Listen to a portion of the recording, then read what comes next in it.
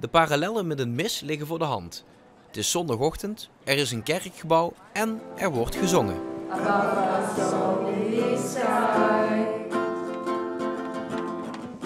Imagine all the people. Maar dit gebouw doet al lang geen dienst meer als kerk. De monoloog van de pastoor heeft hier plaatsgemaakt voor een dialoog.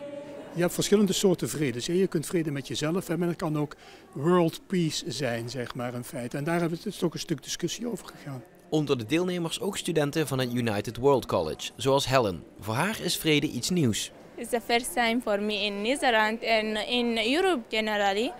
So for me, peace is like a new thing because I'm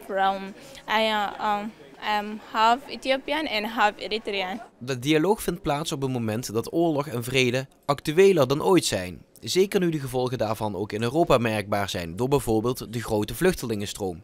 En ook in Nederland is er nog veel werk aan de winkel. Kennen wij vrede, wij kennen rust, denk ik. Vrede is toch veel meer het volledig accepteren van andere mensen en het respecteren. En dat doen wij nog niet, dus wat dat betreft hebben wij ook hier in Nederland nog geen vrede. Deze titel spreekt wat dat betreft misschien wel boekdelen. Met welk gevoel gaat u nu zelf naar huis? Nou, kijk eens. Ik ben gewoon heel blij. So it's really a beautiful feeling. Oh ja, en even terug naar die vergelijking met de zondagse mis. Buiten de locatie en het tijdstip houdt die vergelijking wel op. Want in welke kerk hoor je na afloop applaus?